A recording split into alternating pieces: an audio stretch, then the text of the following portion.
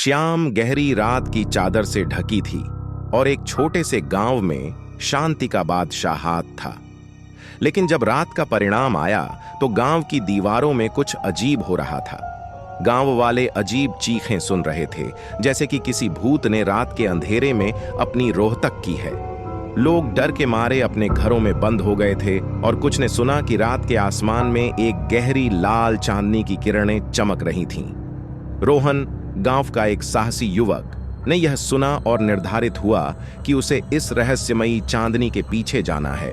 रात की गहराई में वह गांव की सीमा को पार करता है जब चांदनी बढ़ रही थी। जैसे ही उसने गांव की सीमा छोड़ी, वह समझ गया कि यह रोशनी अद्भुत और अजीब नहीं है, बल्कि यह चांदनी लहू से रंगी हुई थी। रोहन का हृदय तेजी से धड़क रहा था, लेकिन उसने अपने साहस को बढ़ाते हुए आगे बढ़ा। जब वह एक विशाल क्षेत्र में पहुंचता है तो वह देखता है कि चांदनी की किरणें एक विशेष रीति में बढ़ रही हैं।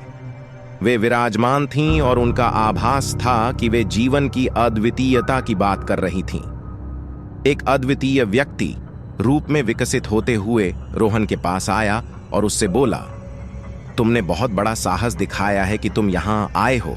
इस चांदनी का राज तुम्हें केवल उससे ही समझा जा सकता है जो आपके हृदय में सच्चा सौंदर्य देख सकता है। रोहन की आंखों में एक अद्वितीय दृष्टि थी, जो चांदनी की किरणों को एक अलग रूप से देख सकती थी।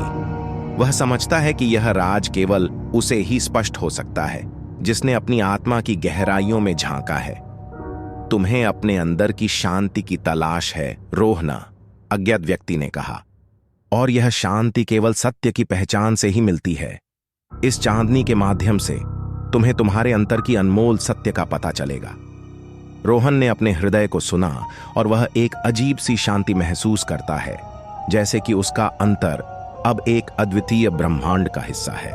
चांदनी ने उसे एक नए आध्यात्मिक यात्रा की शुरुआत करने का आशीर्वाद दिया और वह गांव की ओर लौटता है, अपनी आत्मा के नए अद्वितीय साहस के साथ।